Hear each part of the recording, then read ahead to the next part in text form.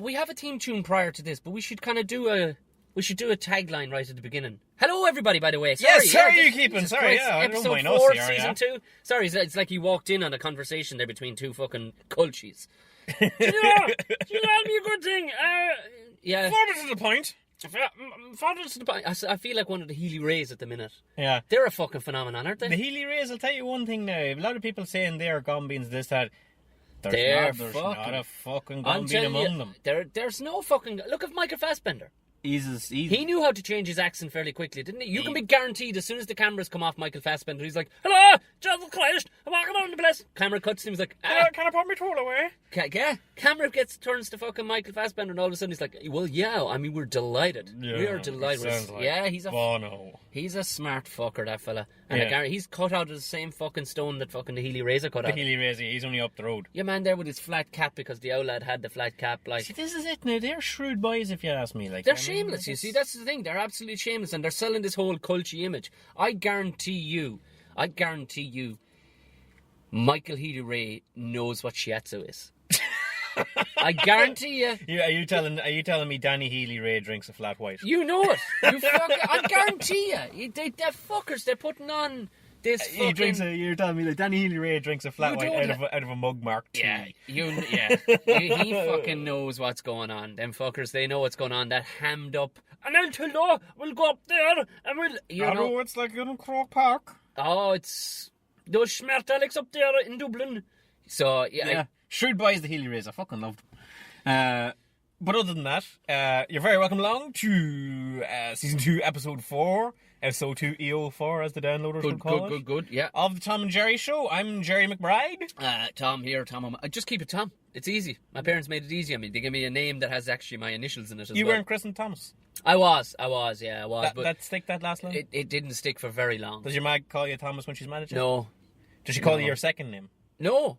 What's your second name? Patrick. I'm named after both my grandfathers. They kept it really fucking simple. They put fuck all effort into you. No, they didn't. Yeah. They didn't. Like, the brother brother's called Emmett Robert after back to front version of Robert Emmett because they were feeling patriotic at the time. Like, yeah, it's true. But it's a bit more of a fancier name than just. But then have fucking Tom's an easy name, like, you know what I mean? It's just Tom, grand, Save time filling out forms. Yeah. Oh, should I just? That's how I sign my signature. It's just Tom. Just Tom. Yeah, Tom.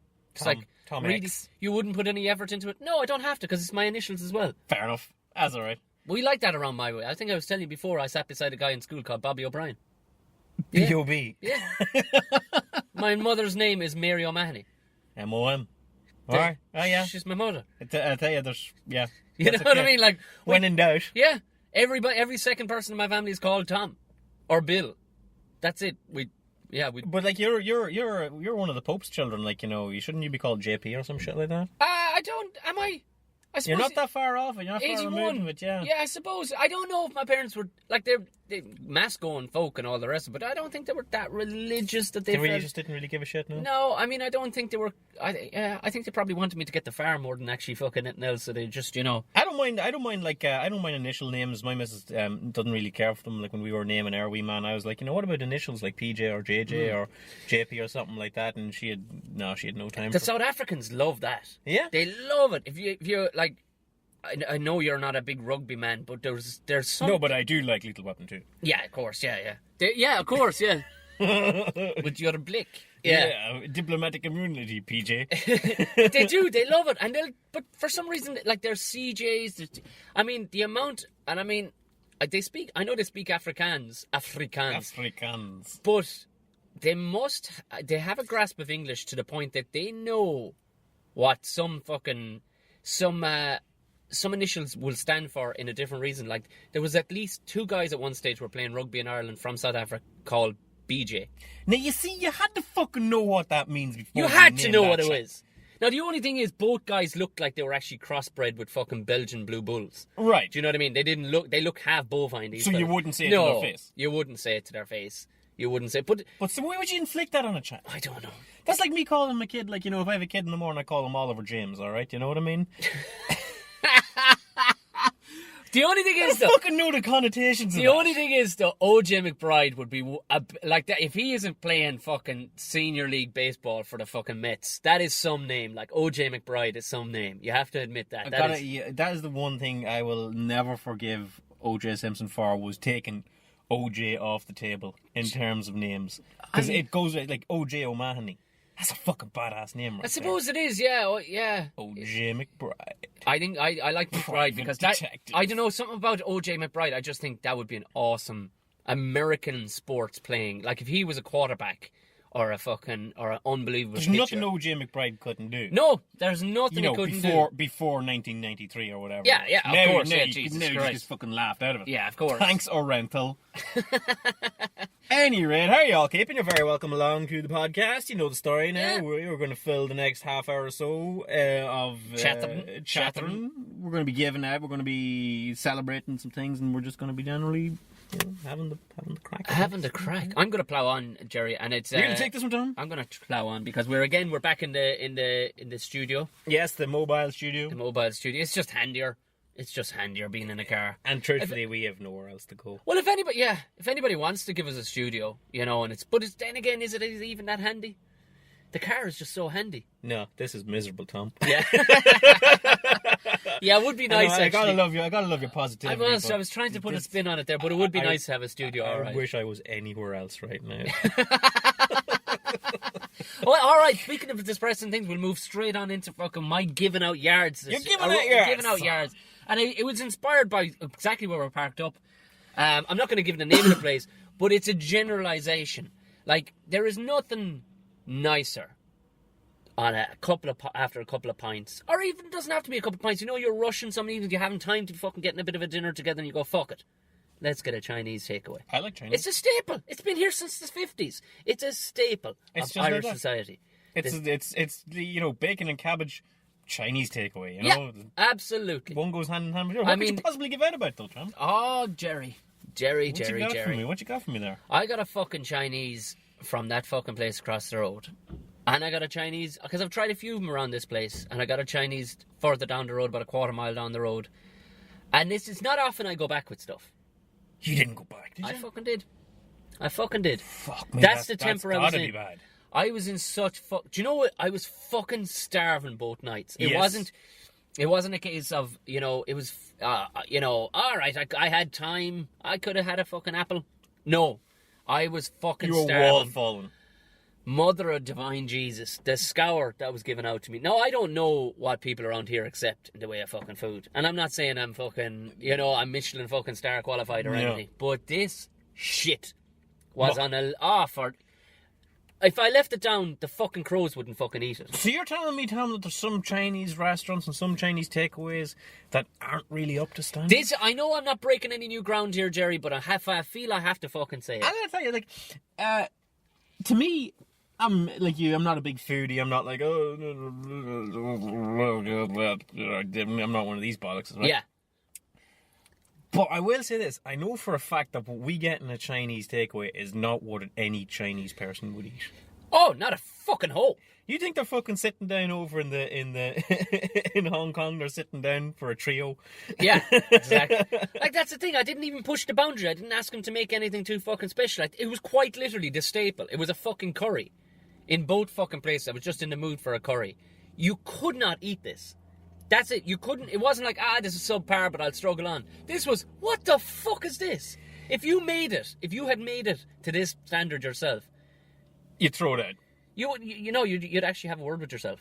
That's what you'd fucking do. You'd be just thinking, catch yourself on. What I'm giving up cooking. Here's what I find now with a lot of Chinese places now. I really find that it is like a race to the bottom here, okay? Like, nobody really orders the nice things. You very rarely hear someone go in and say, well, I'll have pineapple chicken or something like that. Yeah. The pineapple pork or whatever it would be. Something nice, something that's unusual or like that. It's just like, give me as much as food as you can for a $5. Look, I'm not denying it. I'm not saying that I was you know, that I was trying to fucking outdo myself with some fucking classy grub that night. I knew what I was letting myself in for. There's not a whole pile of self-respect when you're ordering off a fucking menu that has a picture of the food. Do you know what I mean? If it actually has to have the picture of the food, then you know. When you have to wipe it with a cloth before you can read it. So my spectrum of acceptance was fairly fucking broad. I gotta tell you, Tom, it has to have been bad because, like, you know, it's a pure Chinese I wouldn't eat. You wouldn't have eaten this. I'm telling you, you wouldn't have fucking eaten this. I mean, this was fucking muck of the highest order. Here's what I would get. Here's the thing now that I find, and this is like, this is me giving out about a thing, but still being very much part of it. There's a new thing coming out of Chinese restaurants now, Chinese takeaways now, called a spice bag. What the fuck is a spice bag? I see people almost joking about this. Spice bags are absolute fucking heaven, Tom. What are they? Oh, it sounds fucking horrific, Gerry, I am a spice bag junkie. If you don't mind me saying so, it sounds fucking horrific. It is terrible. But it's at the same time, it's just so fucking good. All I can picture is just a bunch of adults just with nose bags like a horse. It is literally that. It is honestly literally that. And like, what's in it? I'll tell you now in 1 second. But it's to me with a spice bag, like I can't not like you could picture me as some sort of gangster's mall in a Chinese restaurant, going like, "I'm out of here. I'm never eating in this place again. You can take that and fuck off." And then they go, "Wouldn't you like a spice bag?" And I'd be like, "You come crawling back." I'm like, "Why do you do this to me?" You come crawling back. Why do you know that's just the one thing I want? I'm just like out the door, and they're just like, "Here's a spice bag for a $5." Oh, a spice bag, Tom, is chips. Right. You'll always get chips. Okay. You will always get some degree of chicken. Now that's an important way. That's an important way of wording that. Okay. Okay. You may get. No, you won't get good chicken. You're not getting fucking good chicken in any of these. I was going to say some places you get good chicken, other places no, you don't. You will get crispy chicken, which is just a way of selling off chicken scraps. That's just what it is. Oh yeah, deep fry the fuck out of it. Get your chicken scraps. You could deep fry. I reckon you could deep fry straw and sell it as crispy straw. Yeah, it would taste the exact same. It would just taste like the oil. People would be like, "Oh, have you had that crispy straw?" Yeah, so low in calories. Oh my god, crispy straw's amazing. Anyway, so you have your shredded chicken, your shredded crispy chicken, which is I love the idea. I love the idea of shredded, like fucking Shredder from fucking the Turtles came in and used, you know, like there's a chicken in the back going like bakak, and he's like. But there's nobody in the back. You know, the head chef isn't going to go, "Here, shred that chicken." Shred that chicken, yeah. Honestly, I don't know how you shred chicken. Maybe you fuck it into the NutriBullet. I don't know. Alright, okay, so you've shredded chicken. We'll call it what it is, people. It's scraps of chicken deep fried. That's all it is, right? Yeah. So you have your chips, you have your shredded chicken. All fucked into the one bag. I think you put it into a bowl first, right? And into this bowl you sprinkle spices. Ooh. Okay. Tom, you may ask, what spices do you sprinkle on that? And I would say, that's a very good fucking question, Tom. It's most likely just fucking aromat. It's like salt, and there's definitely salt. Have you ever had aromat? Yeah. It's just MSG, isn't it? It really just is, yeah. I used to put it on sandwiches. Yeah, I used to put it on toasted cheese sandwiches. Yeah, it'd be delicious. Yeah. Anyway, it's like that, only it's red. And they throw in like a few chopped up fried onions, because fuck knows a Chinese restaurant couldn't go anywhere without throwing 2 onions into your meal, no matter what you get, right? And you put all this into a bowl and you sort of toss it around so that everything gets coated. Gerry is tossing around here in the car, yeah. She's just making a tossing motion here. Wow. You toss it around in a bowl and then you fuck all into a bag, and that is your spice bag. Yeah, okay. And it's cheap. It's incredibly cheap. It's like a $5, and most places will give you a free can of Coke. So really it's €4. Okay. And here's the thing, right? But okay. Other places will throw in other little pieces. So some places will your spice bag will be your shredded chicken, your chips, your various spices, 5 raw onions, and they'll throw in 2 or 3 chicken balls as well. Okay. So it's like a fucking nose bag of food. You're not eating this in public. You see, this is it, Tom. I do. Do you? Yeah. You eat it like you're drunk and you're picking at it with a fork on the way home. Okay, all right. Yeah, I can see. But you know what? And there's more food in one spice bag than would do 2 people. If you look at the history of food, right, and fast food and stuff like that, how it came about was based out of pure necessity and poverty, but it kind of got gradually fucking better and a bit more gourmet off the back of it. We talked about this last season with street food. This is fucking... But that's going backwards, Gerry, surely. Yeah, this is This is going after your primal fucking needs. Like, this is it. This is aiming squarely at the gimme market. Okay, because what we see at our spice bags out our way are like a £5. And what you see an awful lot is like the kids, the teenagers that'll go up and they'll buy one between the two of them. Okay. Which is like a $2.50 meal, and still you will leave the half of it behind because it's that much. It's like jam packed. Like no, never let it be said that they're not giving. How much would it cost you to make a spice bag at home? 30 cents. Yeah. But 30 cents, just some chicken that you found on the way home. Yeah, because you find chicken on the way home all the time. And then sweep the floor of the kitchen and fuck all into. Well, you see, fair enough. You see, you know what you're getting there, which is all right, and it's tolerable. But like, how many of these? Like, I want to know. I'd love to just see and interview the fucking people that are eating out of that shit heap across the way that I got. I had to go back into him. Your man, in fairness, your man gave me his money back. It was like he was waiting for the day somebody was going to fucking come back in. Oh yeah, like this. I knew this day would come. I went back in. I says, "Listen, man," I said, "I'm not going to crack up with you. I'm assuming you're not fucking writing the menus up in here." Yeah, but that's scary. But that is utter fucking muck.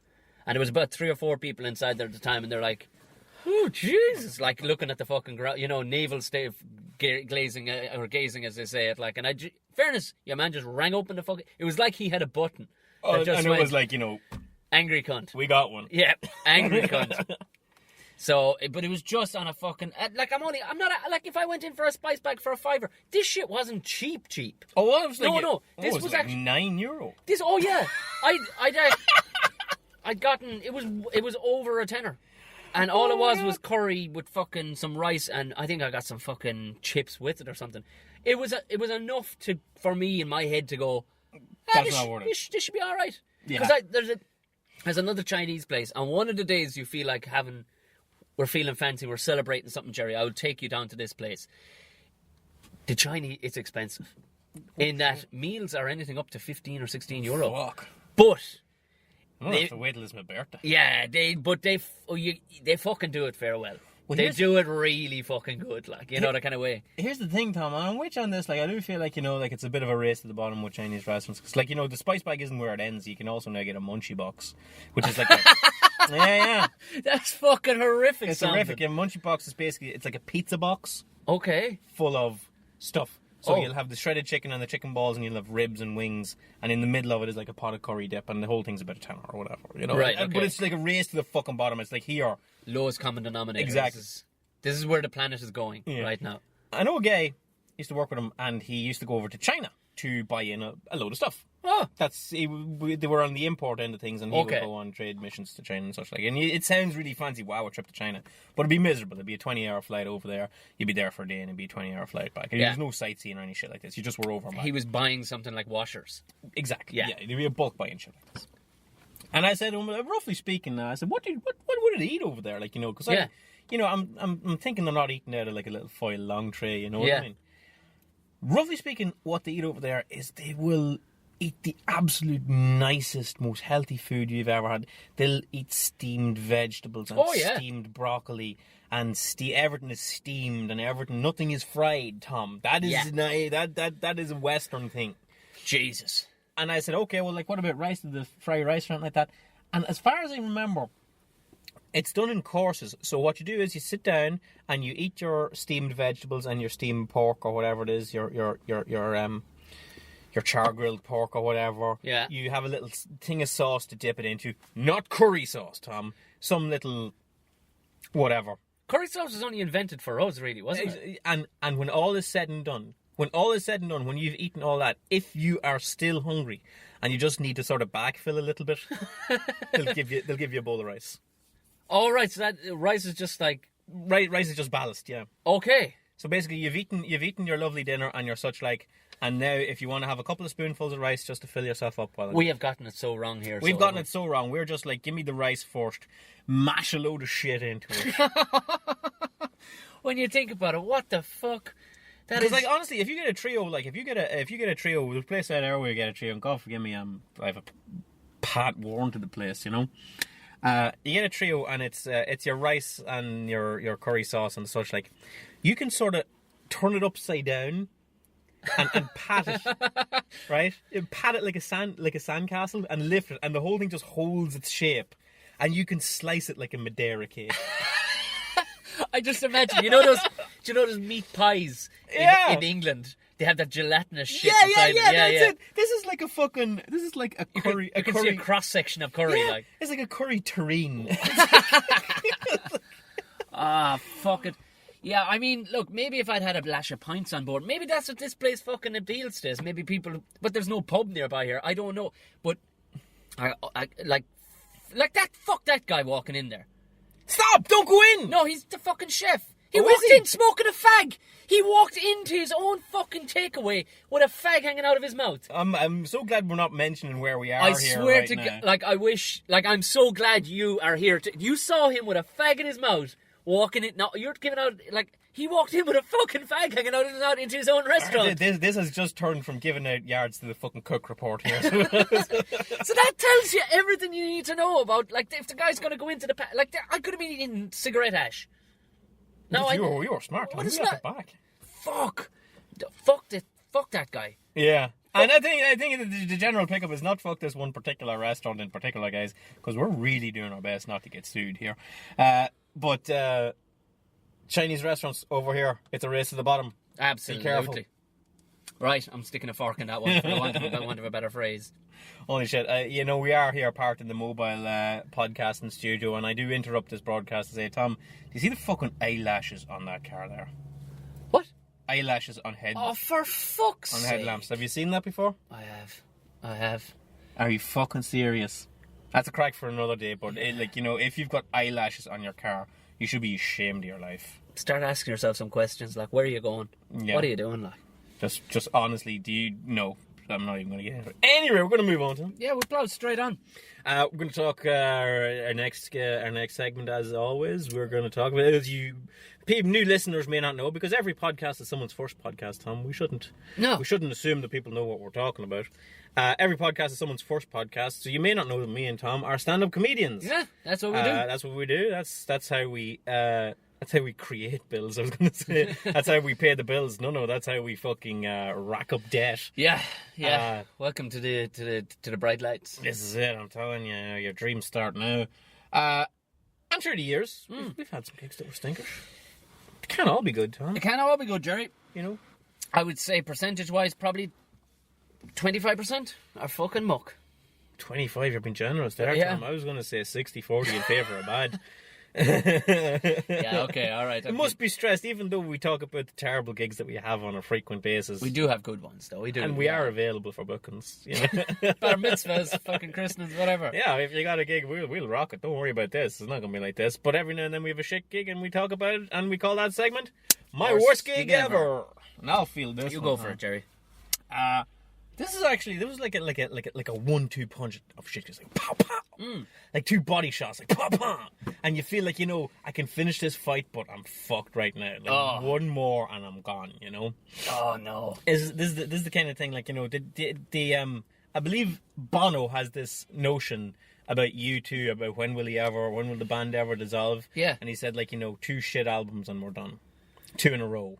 Right. Would I be like, I'm going to need well, it's all subjective. Yeah, Bono. I'm going to need your bases on that, Bono, because I think that's gone through. If you've written your own album and you're Bono, every album is a fucking absolutely fucking class album. Can we be the judge of it, please, Bono? Yeah, Bono, you're going to ring me up, please, because I can, yeah. But I like you too? Yeah, they're alright. They're alright, aren't they? So you know what they are, Tom? They're alright. Yeah. And I thought I had the same basis with gigs. I said, if I have X amount of shit gigs in a row and it's not getting better, then I'll wrap it up. Okay, yeah. Well, you see, you're if progress is not being made, you have the mental maturity to understand that. Unfortunately, that doesn't apply to a lot of people. A lot of people are just like, I'm always going to say with stand-up, you need a healthy amount of delusion or you wouldn't do it. Yeah, for sure. Jesus Christ, you got to be. If the thought of it seems crazy, you're not crazy enough. Yeah, exactly. Yeah. But I always said, if I do X amount of shit gigs in a row, I'm going to do it. And this one was as close as I've ever come to it, Tom. Okay. Basically, you might remember, long-time listeners might remember that I did a gig, and I talked about it last season, where it was at a memorial for... Oh, yeah. That one is fresh in the memory. It was a memorial for a charity fundraiser memorial for dead people, and it was terrible. Motorcycles or something. Yeah, yes, and the families of deceased motorcyclists were in the crowd, and I was brought out for no particular fucking reason. And they Oh, God. Now, we didn't get paid for that because it was a charity gig and that's how it works, but we were told that we would, be looked after down the road. There were other gigs to be had, and the guy that was running this gig would see us right down the road. Okay, right, okay. And you know what? True to his word, he sorted us out with gigs down the road. Okay, fair enough. We were like, me and the other comedian that did that horrendous gig were booked for 2 subsequent gigs. Yeah. And I'll not mention the other comedian's name. I'm sure he wouldn't mind, but just in case he does, and maybe he doesn't like talking about the fucking horror show that became us. So basically, we were booked for 2 other shows down the road because the guy that ran that, he ran Entertainment Society In a college or something? in a college. Yes. Okay, right. And the college was, let me get this right, DCU, Okay, well, not UCD. heaven forbid that they'd call it a society, they call it a sock. A sock. Okay, right. Yeah, Okay. So fuck the guy ran the Ents sock. Yeah, because it's so hard to fucking say the Entertainment Society. And the motorcycle gig was a fucking, It was a car crash, for the want of a better phrase. I think the adequate phrase would be a motorcycle crash. And but he booked us for 2 other gigs in DCU. To his credit, €250 a pop, Nice. 500 quid in the pocket. Nice. Where would you turn it down? She wouldn't. You wouldn't, okay? Thank you very much. We had a horrible gig there. Thank you very much for sorting me out with €500,000 All's for 2 forgotten. other gigs. All's forgotten. Thank you very much. Please, sir, can I have another? Yeah. So the 2 gigs were in DCU in 2 separate wings of the college. One is the one up on Campbell Street, which is Yeah. Kevin Street, isn't it? Yeah. So, and the other one is Bolton Street, is the one behind the cinema, yeah? Yes. You're All right, right. Bolton Street. Yeah. Right. I'm with you. So Bolton Street is the one off Dorset Street down at the end, and Kevin Street is up beside Anshaw, because Yes. I only know the town in terms of where gig venues are. Yeah. All right, and what these were college gigs. We were fair enough, but they were in the daytime. Oh. So immediately you were like, because like comedians are like vampires, like we work best at night. Yeah, well, there's a curveball straight away when they mention. When it's in the daytime, it's sort of like, People mightn't realise it, but people themselves don't like comedy with any brightness. Yes, I mean, like, I think there might be a slight shame to laughing out loud at fucking Mickey jokes. there's a time and a place to things, Yeah. Tom. Very much a place, very much a fucking time. Yeah. And the middle of the day might not be it. Mm-hmm. Yeah, agreed. Now, it will be said, one of the gigs, the one in Bolton Street, was actually all right. Okay. We went in there, it was around about 2:00, and we said, where's the gig taking place? And where it was, maybe someone who goes to DCU Bolton Street will be able to tell me the name of this particular wing. But it was like the big hall. Okay. Not a hall, Yeah. like an actual fucking corridor. I'm not talking about a theatre, Renton. I'm talking about a fucking lane from one part of the college to the next. But as the corridor worked its way through, it opened into like a lobby, and that's where we were. Where were you planning to put the comedians, Tim? Oh, fuck, I hadn't thought about it. You know where it's free? Where? This might be a little bit weird, but I'm thinking a corridor. Yeah. But as the corridor worked its way through the college, it opened up into this sort of a lobby area, and it was a general sort of gatherment area for students to just sort of hang out and This chat. fucking beast next door, Gerry, I'm just going to have to stop. She actually just swung her fucking car door open and ate it. And just fucking unashamedly. Fucker next door just hit Gerry's car. Jesus Christ. I really don't care. I know you don't. But it's... Sorry, plough ahead. Anyway, so it opened up into like your corridor came down, and then it opened up into a bigger area. A foyer. A foyer, shall we call it. Yeah. And this was a general hang-around area Yeah. for the kids.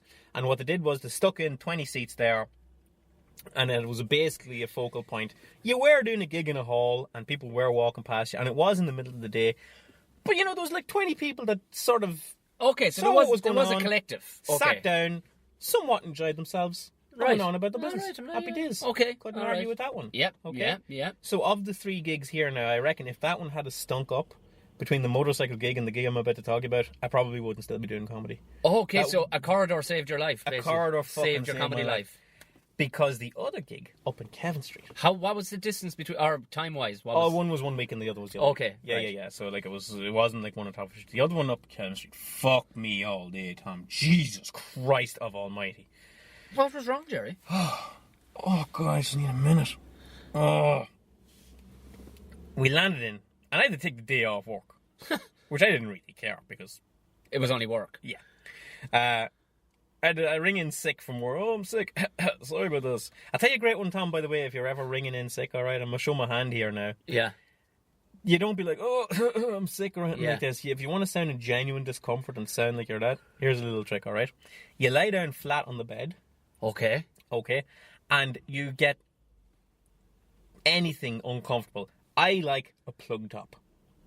And I thought you were talking like, No. put on like the fucking midday with TV3. No. I get very uncomfortable with those You get like a plug, creatures. your charger, whatever it is. Okay. And you lie down on top of it. Oh! And as you lie down on top of it, to start talking like this. You can, I'll be honest, Gerry, that does sound like you could be at something else too. and it's like, I can't come into there, hurt my back. Fucking gee, I'm sorry, Ferris Bueller couldn't come up with that shit. That was actually pretty good.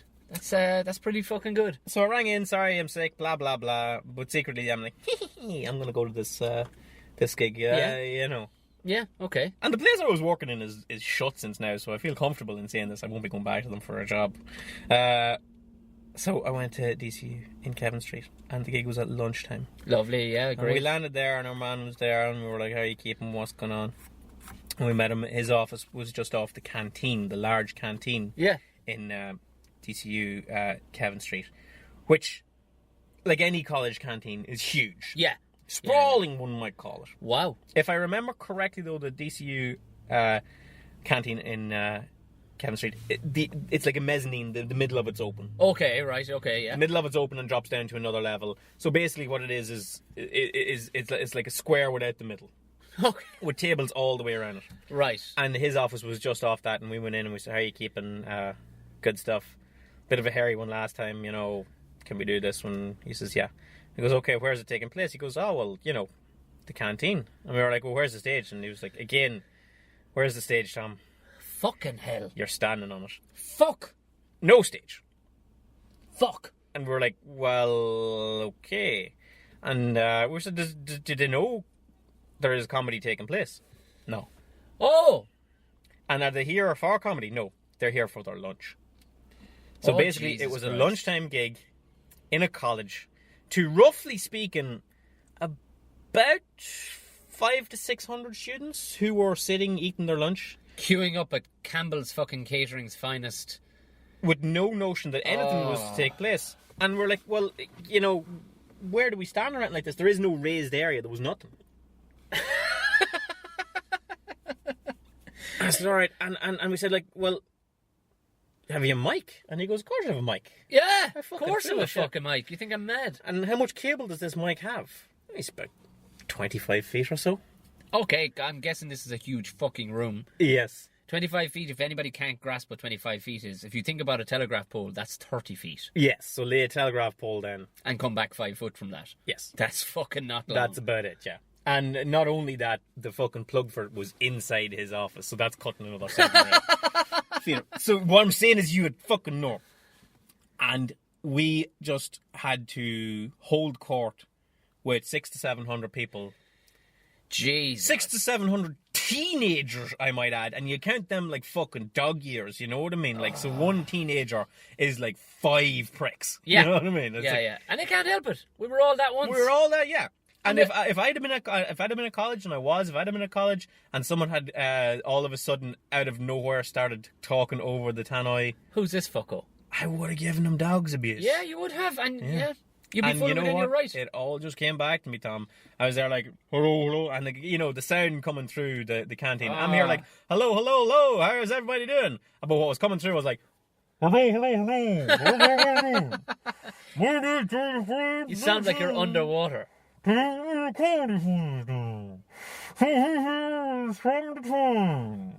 Oh my All right. God. Now, mercifully, fuck all people could hear me. Good. They were just vaguely aware that there was a noise coming from the thing. Okay, yeah. But even, like, the size of this place is like 4 tennis courts, you know what I mean? Even if you stood up and looked around, you would do well to spot, amid the crowds of teenagers coming and going with their lunch, who had the microphone and where this noise was coming from. Absolutely no focal point whatsoever. In the fucking slightest. Right, okay.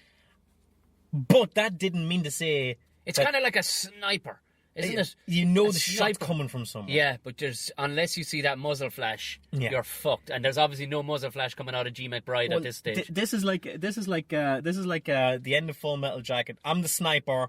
These kids are Joker and his team. Joker, cowboy, and fucking an animal mother. I'm firing shots and hitting nobody, and they don't know where the shot's coming from, but they're just firing wildly back.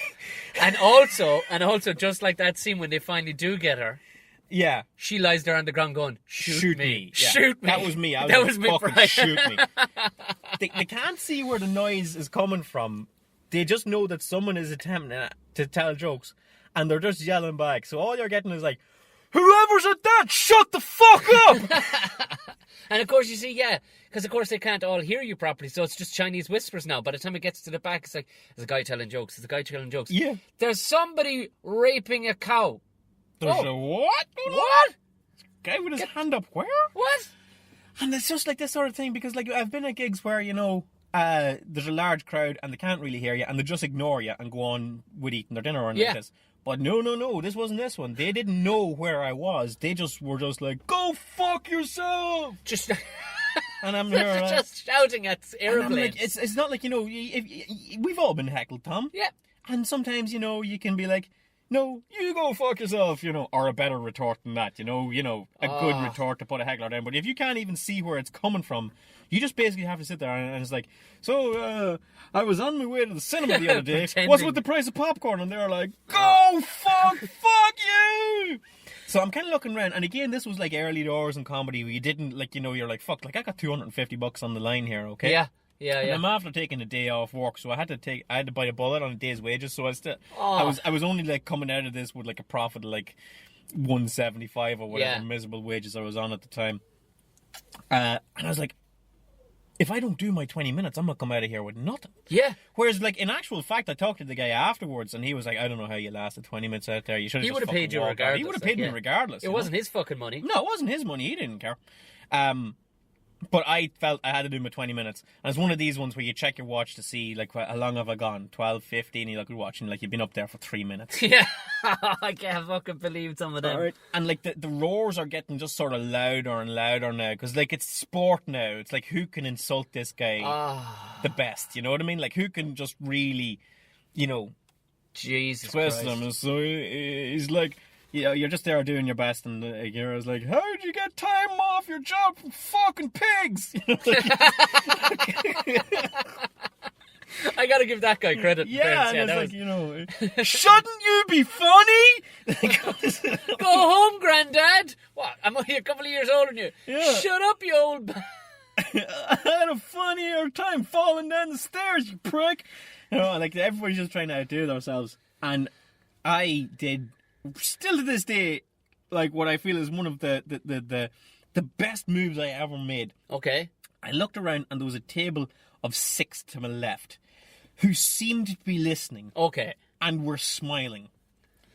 God bless them. God love that. Those are the people that, if they were in Rambo 4, they would be the people, the Christians that would go back up into Burma. Exactly, yeah. Despite everything. But they seemed to be smiling. And thank Christ how my cable was long enough to get over to that table. Oh, so you dedicated the show to 6 people. I walked over to them and and they were in a little booth, in Eddie Rockets. Yeah. And I stood there and I covered the mic with my hand. Because no one was fucking listening anyway. But I just go to them, do you mind if I tell you jokes for about 10 minutes? And they were there eating their sandwiches and they said, work away. I said, all right, okay. So I just performed a little gig to these 6 people. Wow. In a room of 600 with my back to 594 of them that were there you sound like a cunt! You sound like the inside of a cunt! And I was like... Kick him in the ass, Seabass! And just to the 6 people there, I was like, so the morning after pill's only available up the north. What's that about? This kind of I'm just waiting for a moment when somebody does that Rob Schneider thing where he's in every single fucking Adam Sandler movie. You can do it! Cut these fucking balls off! Yeah. But again, so what we've got is 1,000 people scream, like, and teenagers as well. Oh, like, mother of God. those fuckers can go for you, man. Like, they're just the right height to hit you in the balls. But they don't, like, sure, they're not going to give two fucks. No, they'd forgotten about it an hour later. Like, you know, this is it. Like, you know, you could walk through this place an hour later, and it wasn't like, you know, oh, there's Gerry McBride. He's a cunt. It was just like, who was your man that was there? Oh, forget it. I'm a teenager. I'm gonna go get drunk and ride 4 girls in one night, and like I just don't really care. But I just did the gig of my life to fucking 6 people, and I swear to God, they'd never know how good it was to perform to those 6 people while I had 600 roaring. Fuck. Good God. That was tough, man. Give you a pain in the chest. That was a tough one. That, yeah. Think about that on a logical... For anybody listening to this, think about that logically and put yourself in that position. What the fuck would make you keep going? It was like trying to tell... It was like trying to tell jokes in Duns. In fucking pennies on a sale day. In Tesco's on a Saturday evening, as you're going around doing your shopping, and you can vaguely hear something coming across. Oh. And you're just going like, where is that coming from? What the fuck is going on here? What? It's like that poor... I always feel for those poor bastards preaching the gospel fucking guys. Guy on the corner. Oh. I fucking love that guy. The guy on the corner of Henry Street. I feel First time I seen him, Tom, like he gets so into it. The first time I seen him, I thought he was doing like some sort of a freestyle rap. Well, that's the thing. Maybe he's got it right. He just immerses himself. He just digging it so much. He was just there, like, you know, the wickedness of the wicked, and I was like, oh shit, this has got a beat. Yeah, son. The wickedness of the devil coming up into you, but the Lord is there for you. And I was like, oh fucking yeah, spit it, man. You know, come on. I seen that guy getting a row with a junkie about dinosaurs. Oh, fucking hell. The junkie was like, what if the fucking God now, where the dinosaurs? No fucking dinosaurs. The paleontologist that is fucking... Yeah, fucking Dr. Alan Grant fell in hard times. And your man, in fairness, was like, you know, well, the good Lord will save us all, and everyone deserves the word of the good Lord, but I have a funny feeling my face is about to get slashed here, so I'm just going to concede that, yeah, there's no dinosaurs in the Bible. Anyway, yeah, I felt like that guy. That's this week's worst gig ever. Holy shit, Well done. Clipping along nicely. SO2 EO4. EO4, yeah. And I like that. This new segment that we have for series 2. It's a bit more of a brightener scenario, and like that. I mean, like we do, we give out a lot. We complain a lot. It's like the Captain Morgans before you go home. Yeah, exactly. And we said we'd switch things up a small bit, like as we You've been on the pints all night, and now you say, you know what? I'm just going to go for something sweet. Yeah, something sweet, just a little cherry on top. So we've a new bit. We've a new bit where we talk about things that we do like. Now, not the typical things that you'd expect us to like. Because, you know, you're listening to the two of us and you're going to be like, what do you like? Stripping down cars, which we do like. You actually love stripping down cars. I don't, yeah, I'm good at it. That's the thing. I don't know how much I like it, but you know when you're good at something. It's a sin not to do it. Yeah, exactly. Do you know what I mean? It's like Wolverine. Yeah, exactly. He doesn't want to be. He doesn't want to have all God damn it, he's good at it. Yeah. You're the Martin Riggs of stripping down cars. It's the only thing I was ever good at. I won't strip down a car from 1,000 yards. There's maybe 4 people in the country that can make that strip down. So yeah, you know, and what else do we like, Tom? We like hardware, and we like hammers. Yeah. We like power tools. Yeah. But you could assume all that. Yeah, you did. Listening to us. That's a bit fucking cliche. Yeah, there's other things that people don't know that we like, and we talk about those in a segment called "You Wouldn't Think We'd Like That." So you wanna? I'll feel this one, Tom. Yeah. Do you wanna tell me something? Yeah. Tell me something I didn't know about you, Gerry. I'll tell you something I didn't know about you. There's a thing actually I quite like, Tom. I don't know if it's going to top your Tupperware from last week, because that was a fucking cracker, gotta be honest with you. But the thing I actually gotten like heavily invested in lately. Really? Yeah. Yankee candles. Wow, I wouldn't have guessed. Actually, yeah, Jesus Christ, what the fuck? Yankee candles, Yankee scented candles, Tom. Big fan. I mean, I see that you have the car air freshener, Yankee Candle, but I assume that was just the one in the petrol station you got. Well, you'd want to smell this place without it. Hold on, what the fuck, Gerry?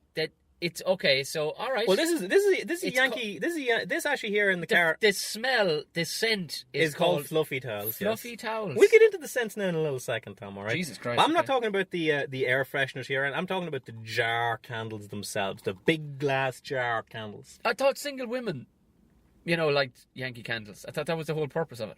Yes, they do. I don't understand Yankee Candles. Please enlighten me. I will. I got heavily invested in Yankee Candles. Very simple. My wife likes scented candles because she likes the place to smell nice. Okay. And I, by my very existence... Association with that scenario. No, by my very existence, just by being me, I will generally make a place not smell nice. Yeah, okay, yeah. Well, that's... I mean... That's just me. I'm just like you know... I'm as clean as... I'm not the smelly kid from school. I'm not like that guy from fucking Charlie Brown with the stink lines all around him all the time. Yeah. Flies wandering around over your head. But I like beer. Yeah. As we've heard earlier, I like smelly Chinese. Yeah. I like farting. You're fucking rank. I'm rank. Honestly, I'm part fucking... They could do a segment on me alone on Ear to the Ground. They really could. Just on the methane production. You know, I mean, like, because when you're stripping in cars, that's a dirty thing to do. And that, of course, falls in it. Yeah. So my missus said, okay, you know, she likes her Yankee Candles. She buys these candles, she lights them, takes the smell of them away. And don't get me wrong, that's a wonderful thing that they do, Tom. Okay. I'm still not fully convinced on these candles, to be honest with you. Well, here, wait till you hear this now, okay? It's a wonderful thing to do to make a place smell nice, but that's not why I like them. Because quite frankly, they all smell the same to me. Okay. All right? It's like, you know the way, like, Lynx every now and then will come out with a new scent? And it just fucking smells like Yes. Africa. So to me, all these fucking Yankee Candles smell the same. So this one here, fluffy towels, smells the same as soft blanket. Oh, midsummer murder or whatever what the fuck does they call fluffy towels smell like? It smells like Persil. Well, why don't they just have it as personal? I don't know, copyright or some shit. Okay.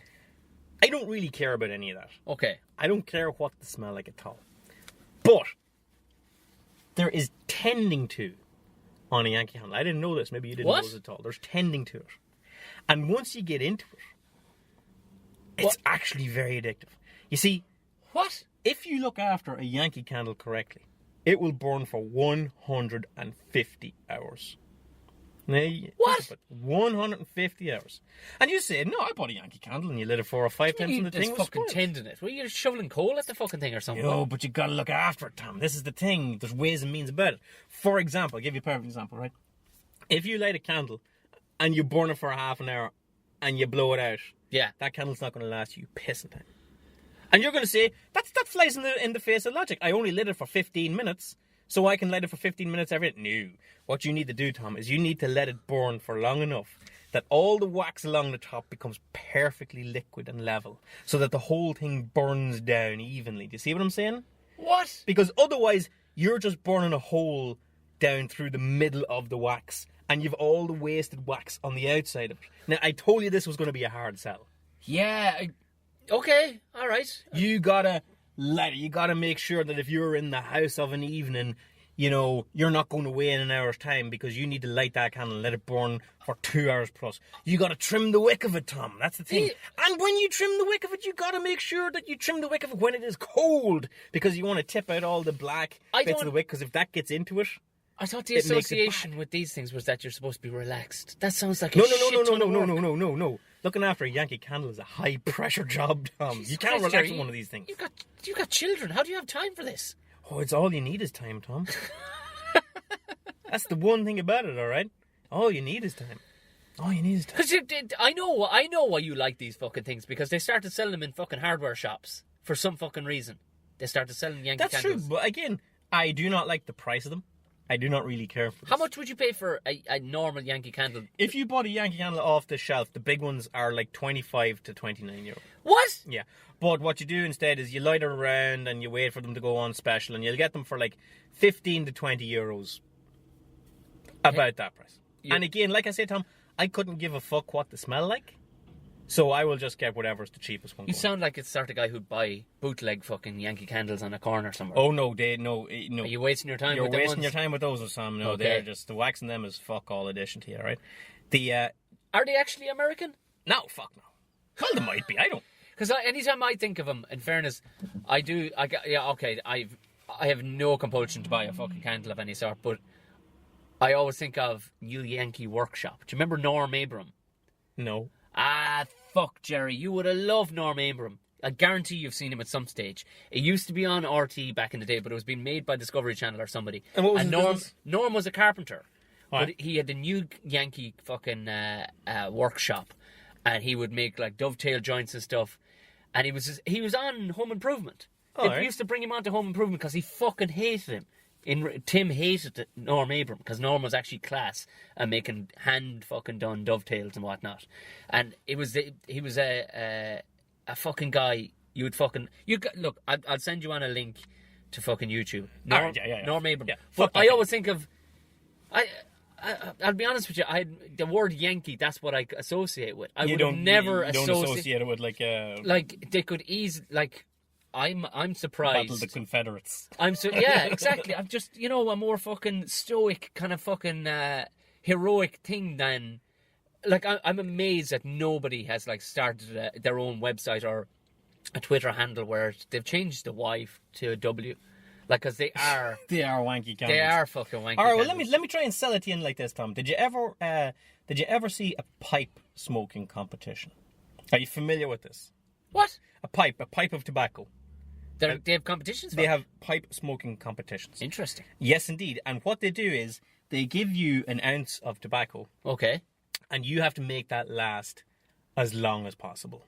Okay. Are you with me now? Yeah. Okay, so I knew this was going to be a sell on you, okay? And how do you make an ounce of tobacco last long enough? So basically, it's all in the prep. You have to roll up each strand of tobacco into a tiny little ball. Okay. You get all that into the pipe. You pack it all down. Yeah. And then when you're smoking the pipe, it's very measured puffs. Yeah. It's poking it with a match. It's all this Alright, kind of yeah. shit. So it's like a process to get an ounce of tobacco to last a long time. Another one, what do you call the rallies?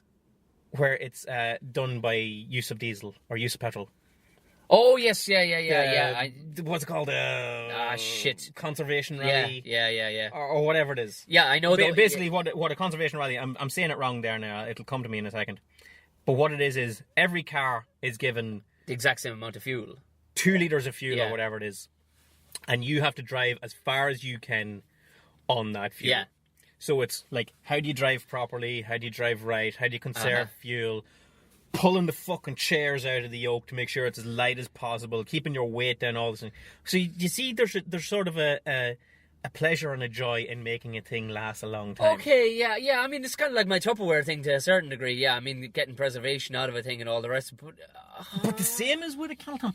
If you look after it and you use it right and you burn it right and you don't fuck around with it, that thing will burn for a week straight. And that gives you great pleasure. That just gives me enormous pleasure. It's because you feel like you're saving money. It started off with that. Well, I'll tell you what it started off was like the missus was giving me like bollocking me out of it because I'd get home and like stink the toilet out of it and I'd light a candle for 10 minutes and then put it out and she come, do you know you're not doing that right with that candle? And I'm like, I had no idea about that. I had no idea. Do you know you're not supposed to just light it for 10 minutes because it just burns a hole straight through. Can you imagine like the wax and it just burns a hole straight down through it? Right. But what you want is for everything to burn down. So how long is optimum? Optimum time is here's the thing as well, Tom. The white candles. Right. You get a good burn on those, man. You get a nice clean burn. We did get ones at Christmas. Jesus, I knew it. She got ones at Christmas and they smelled like Christmas. Right. Probably like a real dark green one, was it? If you study it right, the darker the colour of the candle, okay, so the white ones burn down absolutely spirit level easy, okay? Okay. Other ones are a little bit more contrary. So, for example, like a dark green one or a black one or a deep blue one or a red one especially. Whatever dye they put in to dye the wax makes it burn that little bit not as well, not as evenly. And that's when you'll get like this big crater in the middle of the candle. Okay. All right. So those ones, if you want to get it that the wax is so hot that it all burns down, you really want to burn them for like 3 to 4 hours at a time. Ah.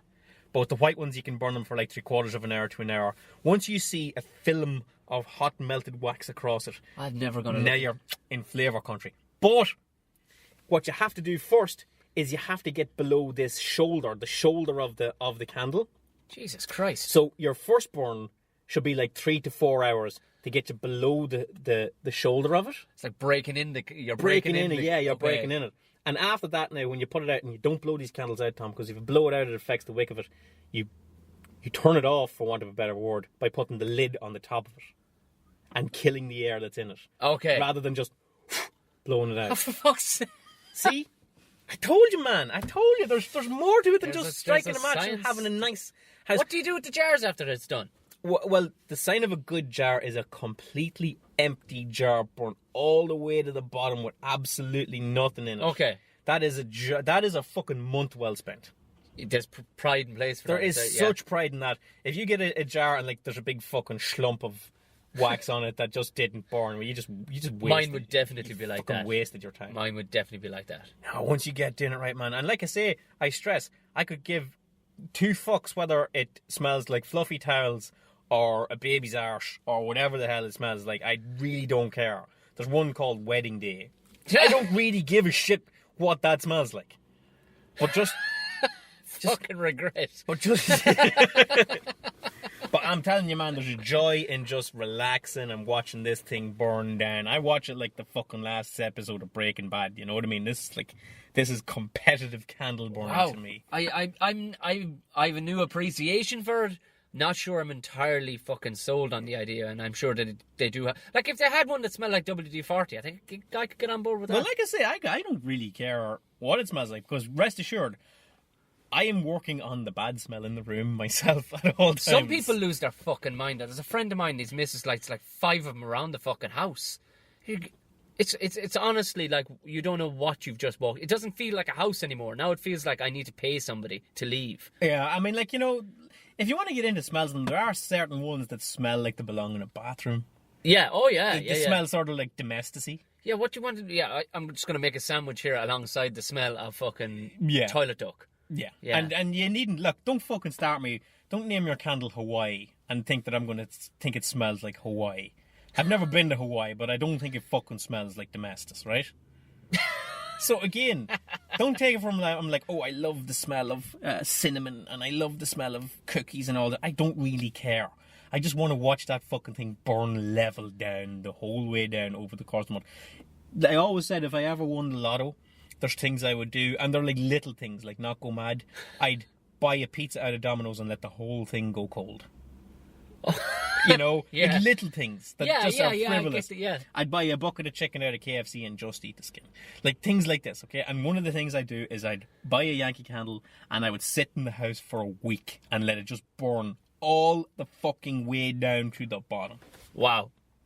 Yeah. Because it fucking kills me to put them out in the evening. Well, it is evidently. Honestly, I swear to God, Tom, and this is no bullshit, alright? I have sat up watching nothing on telly. just like pricking around on the laptop. Why aren't you going to bed? I'm just going to let that candle burn for another hour. There you go. Well, alright, we'll stick a fork in it there. Don't fuck with my candles, man.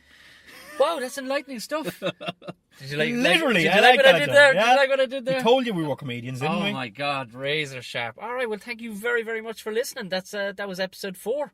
So yeah, if you want to catch either one of us, obviously we're at on Twitter. Just catch us at Gerry McBride, Tom_Mahony, or just fucking listen to our ramblings through our own Twitter, the Tom and Gerry Show. At Tom and Gerry Show. And I gotta tell you, we probably should kick off a Snapchat or something like that.